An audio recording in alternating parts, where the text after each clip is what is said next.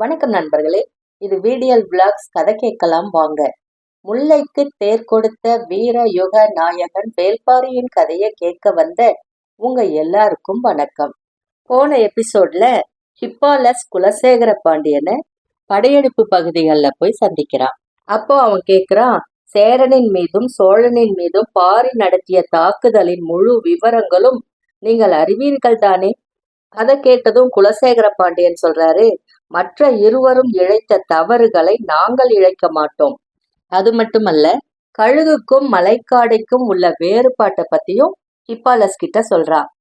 அதை கேட்ட உடனே ஹிப்பாலஸ் தனது மனக்கண்ணில் மலைக்காடையை உருவகப்படுத்த முயன்ற போது குலசேகர பாண்டியனின் முகமே தெரிந்தது. அது வரைக்கும் போன எபிசோட்ல பார்த்தோம். அதுக்கப்புறம் என்ன நடந்ததுன்னு இந்த எபிசோட்ல பார்க்கலாம். இந்த கதையெல்லாம் உங்களுக்கு பிடிச்சிருந்தா, நான் கதை சொல்ற விதம் உங்களுக்கு பிடிச்சிருந்தா, சப்ஸ்கிரைப் பண்ணாதவங்க சப்ஸ்கிரைப் பண்ணிக்கோங்க. கமெண்ட்ல சொல்லுங்க, ஃப்ரெண்ட்ஸ்க்கும் ஷேர் பண்ணுங்க. வாங்க கதைக்குள்ள போகலாம். வீர யுக நாயகன் வேல்பாரி 79. ஹிப்பாலஸ் வஞ்சி நகரை அடைந்து ஒரு வாரத்துக்கு பிறகுதான் கால்பா புகார் நகரை சென்றடைந்தான். இருவரும் குலசேகர பாண்டியனின் திட்டத்தை இரு பெரு வேந்தர்களிடமும் விளக்கினர். பரம்பிடம் தோற்றதால் இருவருமே அவமானப்பட்டு குறுகி கிடந்தனர். செங்கணச் சோழன் கால் எலும்பு முறிந்து உயிர் பிழைத்ததே பெரும்பாடாகி போனது. வலது காலை இழுத்து இழுத்து கோலின் துணை கொண்டே நடக்கும் நிலையில் இருந்தான். ஆனால் பரம்பை அழித்தொழிக்கும் வாய்ப்பு பாண்டியனின் மூலம் கிடைக்கிறது என தெரிந்த கணமே வெகுண்டெழுந்தான். உதியஞ்சேரல் சட்டென முடிவெடுத்து விடவில்லை. மலைப்பகுதியில் இவ்வளவு திறன்மிக்க ஏற்பாடுகளை செய்துமே நம்மால் தாக்குதலில் வெற்றி கொள்ள முடியவில்லை. சமவெளி போரில் பாரியை வீழ்த்த முடியுமா என்று சிந்தித்தபடியே இருந்தான். ஹிப்பாலஸ் பொறுமையாக பல விளக்கங்களை கொடுத்தான். சேரனும் சோழனும் என்ன காரணத்துக்காக பரம்பின் மீது படையெடுத்தார்களோ அந்த செல்வங்களை அவர்களே எடுத்துக்கொள்ளட்டும். தனக்கு தேவை பரம்பின் வீழ்ச்சி மட்டுமே என குலசேகர பாண்டியன் தெளிவுபடுத்திவிட்டான் என்பதை மீண்டும் கூறினான். தேவாங்கு, கொல்லிக்காட்டு விதை, பாழிநகர் மணிக்கற்கள் என அனைத்தின் மீதும் ஹிப்பாலஸின் கனவு நிலை கொண்டிருந்தது. அதனால்தான் பாண்டியனின் போர் திட்டத்தோடு மற்ற இரு பேரரசுகளையும் இணைக்கும் வேளையில் முனைந்து ஈடுபட்டான். சேரனும் சோழனும் பாரியிடம் தோல்வியை தழுவியுள்ளனர். இந்நிலையில் அவனை எப்படியாவது அழிக்க வேண்டும் என தீவிரத்தோடு போர் புரிவர். அது மட்டுமல்ல, தனது தலைமையில் நடக்கும் ஒரு போரில் அவர்கள் பங்கெடுப்பதே பாண்டிய பேரரசின் முதன்மையை வெளிப்படையாக ஏற்றுக்கொள்ளும் செயல். அதனால்தான் ஹிப்பாலஸை இந்த செயலை நோக்கி தூண்டினார். 3 பேரரசுகளும் அவை உருவான காலந்தொட்டு தங்களுக்குள் சமரசம் செய்து கொண்டதில்லை. ஆனாலும் யவன வணிகத்தால் கடந்த சில தலைமுறைகளாக 3 பேரரசுகளும் பெரும் செல்வச் செழிப்பை எட்டியுள்ளன. அதனால்தான் முத்துக்கள் கொழிக்கும் கடல் வளத்தையும், மிளகு தொடங்கி எண்ணிலடங்காத வாசனை பொருட்களும் மருத்துவ பொருட்களும் விளைந்து கிடக்கும் மலை வளத்தையும் தனதாக்கிக் கொள்ள விடாமல் முயல்கின்றனர். இத்தனை காலங்களாக எந்த வளத்துக்காக இந்த மூவரும் தனித்தனியே போரிட்டார்களோ அதே நோக்கத்துக்காகத்தான் இப்போதும் மூவரும் இணைந்து போரிட முடிவு செய்துள்ளனர். பாரி வேட்டுவன் பாறைக்கு வந்ததிலிருந்து போர் சூழலை பற்றிய உரையாடல்கள் நாள்தோறும் நடந்தபடியே இருந்தன. தாக்குதலுக்கு எல்லா வகையிலும் நாம் ஆயத்தமாக வேண்டும் என தொடர்ந்து வற்புறுத்தப்பட்டது. நாம் இறங்கி போய் தாக்கப் போவதில்லை. எதிரி மலை ஏறி வந்தால் நாம் தாக்குவதற்கு புதிதாக எதுவும் தேவையில்லை. பிறகு ஏன் பதற்றம் அடைகிறீர்கள் என்றான் பாரி. பாரியோட கருத்தை மறுத்து உரையாடுறது அவ்வளவு எளிய செயலல்ல. தேக்கன் மட்டுமே மிக எளிதாக அதை கைக்கொள்வான். சற்றே தயங்கி ஆனால் உறுதியாக பேசக்கூடியவன் முடியன். வேட்டூர் பழையன் பாரியின் கூற்றுக்கு மறுப்பாகத்தான் பேசத் தொடங்குவார். ஆனால் அவன் மீதுள்ள வாஞ்சையால் எப்போது திசை மாறினோம் அப்படின்றது தெரியாமையே பாரியின் கருத்துக்கு உடன்பட்டு பேசிக்கொண்டிருப்பார். இவர்கள் எல்லோரிலும் ஒரே ஒரு விதிவிலக்கு வாரிக்கையன் மட்டும்தான். அது ஏன்னா பாரியின் தந்தையே அவரின் சொல் கேட்டு வளர்ந்தவர். வாரிக்கையன் இன்னும் எவ்வியூரில் தான் இருக்கிறார். மழைக்காலமும் தொடங்கிருச்சு. பாண்டியர் படையின் பாடி வீட்டு கூடாரங்கள் தென் திசை நோக்கி இடம் மாறத் தொடங்குது. இவர்கள் என்னதான் செய்கிறார்கள் அப்படின்றத பரம்பு வீரர்கள் மலையின் மேலிருந்து கவனிச்சுக்கிட்டே இருந்தாங்க. வெள்ளக்குடி குன்றிலிருந்து நெடுங்குன்று வரை கூடாரம் அமைத்திருந்த படை இப்போது முழுமுற்றாக நெடுங்குன்றிலிருந்து தென்புறமாக இடமாறி கொண்டிருந்தது. இந்த நேரத்துல மயிலா கருவுற்றிருந்தால் அவளுக்கு கனிகளை கொடுத்து உபசரிக்க ஆதினியை வர சொல்லியிருந்தான் பாரி. அவளும் தன் தோழிகளோடு வேட்டுவன் பாறைக்கு வந்திருந்தாள். சில நாட்கள் அங்கேயே தங்கியிருந்தான் பாரி. அடைமழை முடிவுற்ற மறுநாள் பரம்பின் வீரன் ஒருவன் பாரி இருந்த குடில் நோக்கி ஓடி வரான். அவன் சொன்ன செய்தி கேட்டு எல்லோரும் குன்றின் மேலேறி நின்று பார்த்துக்கிட்டு இருந்தாங்க. தென் திசையிலிருந்து பெரும் படை ஒன்று அணி அணியாய் வந்து கொண்டிருந்தது. படையின் முன்னணி வீரன் ஏந்தியிருந்த பதாகையில் சேரனின் வில் பொறிக்கப்பட்டிருந்தது. அடுத்த 10ஆம் நாள் வட திசையிலிருந்து வந்த படை அணியினர் புலிக்கொடி ஏந்திய பதாகையை சுமந்து வந்தனர். இதுவரை காரமலையின் அடிவாரத்தில் இருந்து 3 குன்றுகளின் மேலிருந்து பரம்பு வீரர்கள் கண்காணித்துக் கொண்டிருந்தனர். இப்போது 6 குன்றுகளின் மேலிருந்து கண்காணிக்க வேண்டியிருந்தது. மூவேந்தர்களும் படையை ஒரு முனையில் குவிக்கின்றனர் அப்படின்ற செய்தி உறுதிப்பட்ட பிறகு பரம்பின் எல்லா திசைகளிலிருந்தும் வீரர்கள் கீழ் திசைக்கு அழைக்கப்பட்டாங்க. வாரிக்கையினும் கூழையினும் சில நாள் இடைவெளியில் வேட்டுவன் பாறைக்கு வந்து சேர்றாங்க. இந்த நேரத்துல மதுரையில என்ன நடக்குதுன்னு பார்க்கலாம்.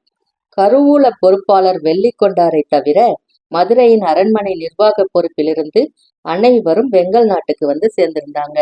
குட்டநாட்டு அமைச்சன் நாகரையன் வந்து சேர்ந்தான்.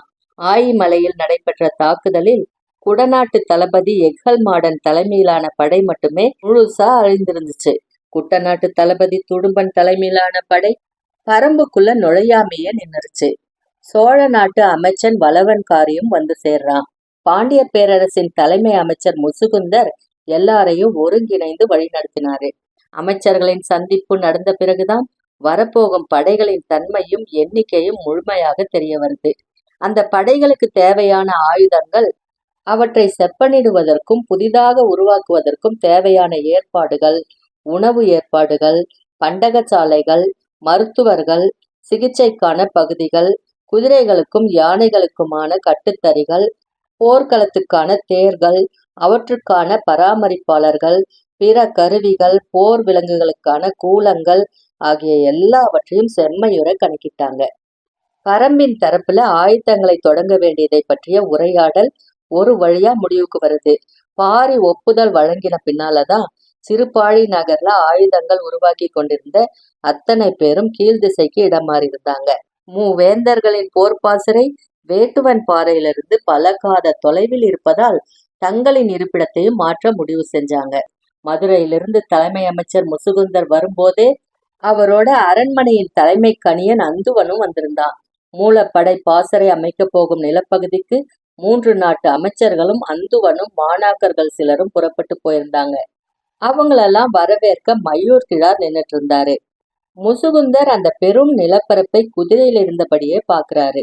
காரமலையின் அடிவாரத்தில் சற்றே திமிழ் முறுக்கி இருக்கும் பெரும் மேடாக அந்த இடம் இருக்கு. மேட்டின் நடுப்பகுதியில் இறங்கி நிக்கிறாரு. அவங்க அங்க வந்த கொஞ்ச நேரத்திலேயே பாண்டிய பேரரசின் சிறப்பு மிக்க முது யானையை அழைச்சிட்டு வந்தாங்க. தாழம்பூ நிற தந்தமும் வட்டமாய் அகன்று நடுவில் குழிந்த கும்பங்களும் நீண்டு நெளியும் அழகான வாளும் நான் பூட்டிய வில்லினையொத்த முதுகெலும்பும் உடைய பவளவந்திகை எனும் பெயர் கொண்ட அந்த யானை பாசறை நிலத்துக்கு வந்து சேர்ந்தது. உடன் மதுரையின் யானை கட்டுத்தறி பொறுப்பாளர் அல்லங்கீரனும் கோட்டை தளபதி சாகலைவனும் வந்தனர். வண்ணத் தட்டில் வைக்கப்பட்டிருந்த பூக்களையும் கனிகளையும் கொண்டு அந்த இடத்தில் சிறு வழிபாடு ஒன்றை பூசகர் நடத்தினர். பிறகு அந்துவன் கையசைத்து உத்தரவிட்டான். அதுவரை கீழே நின்றிருந்த பாகன் யானையின் மீதேறி அமர்ந்தான். பவளவந்திகை நடக்கத் தொடங்கியது. எந்த திசைக்கு போக வேண்டும் என்ற குறிப்பேதும் பாகனின் கால்கள் சொல்லாததால் யானை அதன் விருப்பத்துக்கு நடந்தது. அந்த பெரும் மேடு முழுவதும் குறுக்கும் நெடுக்குமாக நடந்த பவளவந்திகை மீண்டும் புறப்பட்ட இடத்துக்கு வந்து சேர்ந்தது. இப்போது அந்துவன் தன் மாணாக்கர்களை அழைத்து கொண்டு யானையின் காலடிகளை பார்த்தபடியே உள்ளே போனான். காலடியின் அச்சில் அசையாமல் பதிவு கொண்ட விண்மீன்களின் வடிவு எந்த திசை நோக்கி அமைந்திருக்கிறது என்பதை கணித்தபடி ஒவ்வொரு தடத்தையும் உற்று பார்த்து கொண்டிருந்தாங்க. இறுதியாக 3 காலடிகளை தேர்வு செய்தான். பெருமேட்டின் உச்சி பகுதியில் அமைந்த காலடி தடத்தில் பாண்டிய பெருவேந்தனுக்கான பாசறை கூடாரம் அமைக்க இடம் குறித்தான். அதிலிருந்து மிக தள்ளி தென்புற காலடி தடத்தில் சேரவேந்தனுக்கான இடத்தையும் வடகிழக்கு பகுதியில் சோழனுக்கான இடத்தையும் அந்துவன் தேர்வு செய்து தந்தான். 3 பேரரசர்களும் தங்க அவர்களை சுற்றி பல்லாயிரம் வீரர்கள் மொய்த்து கிடக்கப் போகும் அந்த இடத்துக்கு மூஞ்சல் என பெயரிட்டார் முசுகுந்தர். பேரரசர்களின் பாசறை கூடாரம் மிக பெரியதாகவும் வசதி மிக்கதாகவும் உட்பாதுகாப்பு அரண் கொண்டதாகவும் அமையத் தொடங்கியது. அவர்களை சுற்றி இளவரசர்களும் முக்கியமான சிற்றரசர்களும் தங்குவதற்கான கூடாரங்கள் அமைந்திருந்தது. பெருமேடு ஒன்றில் விரிவு கொண்ட கூடாரங்கள் எண்ணற்றன அமைக்கப்படுவதை குன்றின் மேல் நின்று பரம்பு வீரர்கள் பார்த்தபடி இருந்தனர். காரமலையின் சரிவில் நாகக்கரடு இருக்கிறது. சில காத தொலைவுக்கு நீண்டு கிடக்கும் கரட்டு மேடு இது.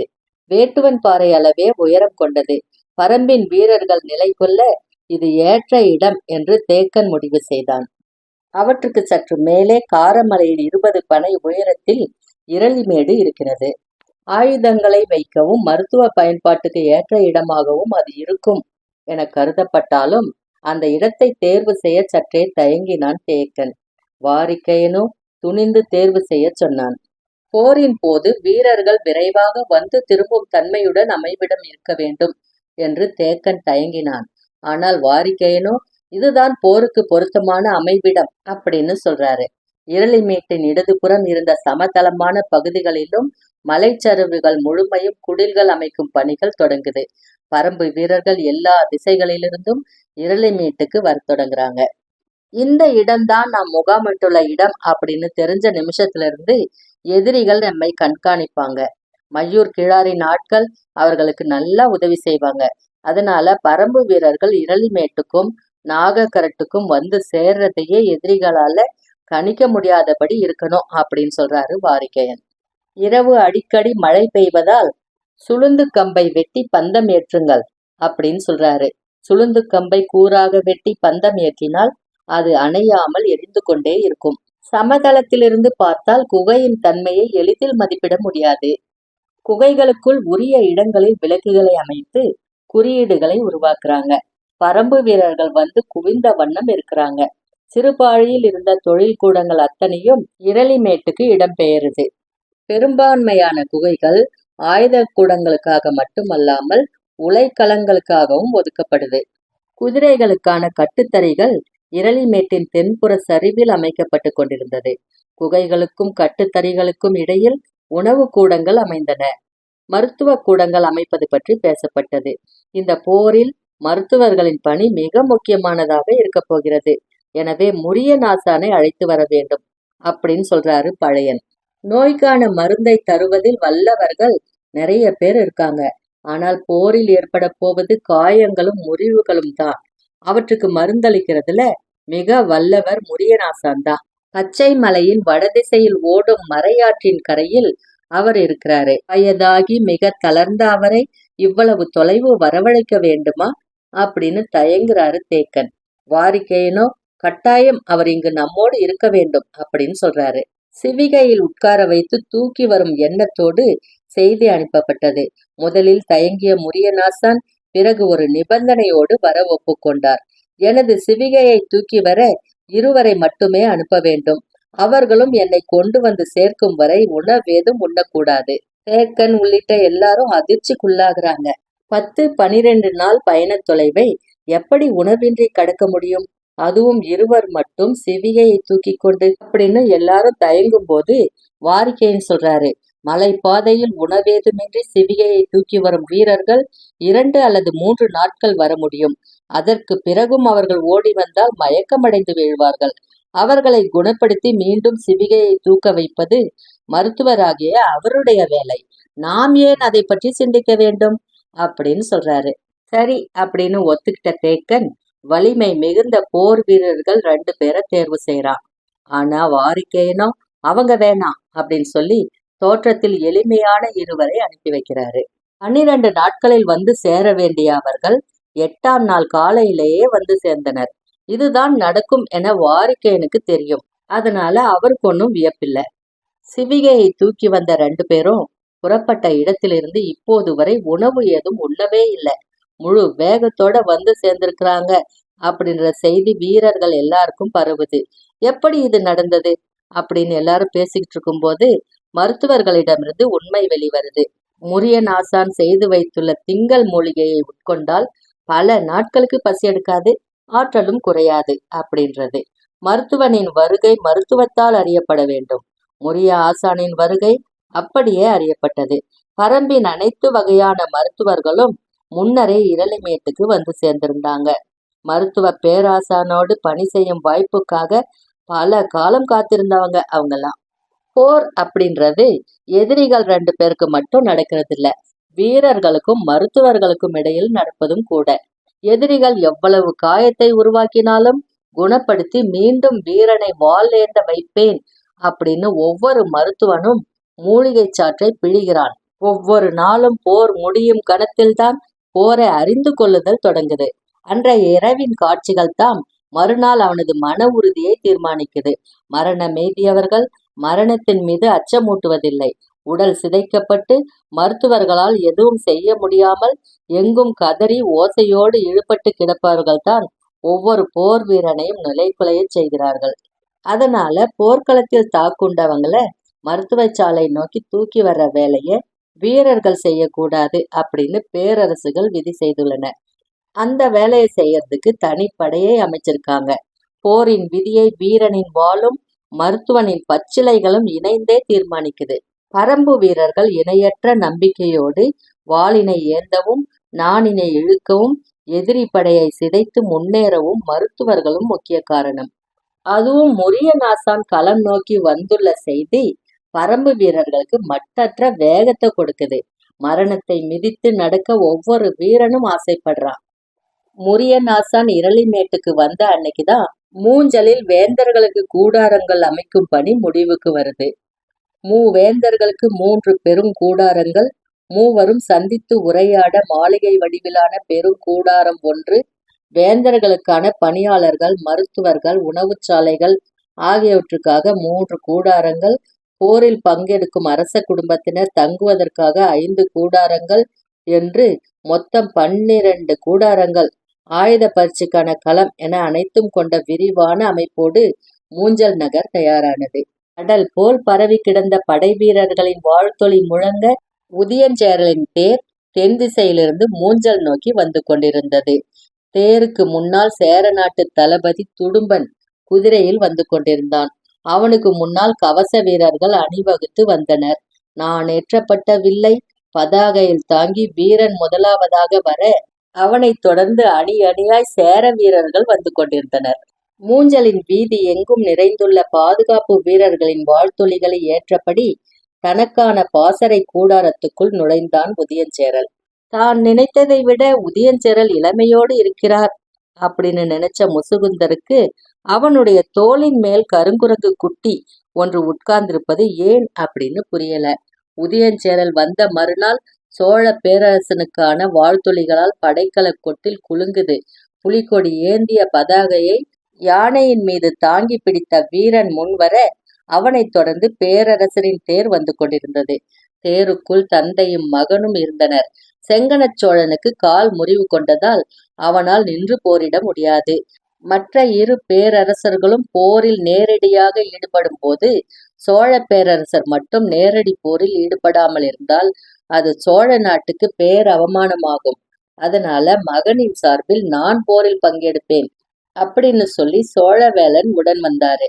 அன்று மாலை வீரமுண்டா வாத்தியம் இடி என முழங்க தொடங்குது. பேரிகையின் ஓசையோ எல்லையில்லாத அதிர்வை உருவாக்குது. எங்கும் போர்க்களத்து கருவிகள் இசைக்கப்பட்டன. அணிவகுத்து வந்த யானைகளின் மணி ஓசை பேரிகையை விஞ்சு கொண்டிருந்தது. வீரர்கள் விண்ணை பிளப்பதைப் போல் முழக்கமிட்டனர். வெடிப்புற்ற தந்தமும் விளைந்த நகமும் முதுகினில் சங்கு வடிவ புள்ளிகளையும் கொண்ட பாண்டிய நாட்டுத்து பட்டத்து யானையின் மீது அமர்ந்தபடி மூஞ்சலுக்குள் நுழைந்தார் குலசேகர பாண்டியன். அது வரைக்கும் இந்த பகுதியில பார்த்தோம். அதுக்கப்புறம் என்ன நடந்துச்சுன்னு அடுத்த பகுதியில பார்ப்போம். அது வரைக்கும் உங்களிடமிருந்து நன்றி கூறி விடை பெறுவது VDL Vlogs VDL. நன்றி, வணக்கம்.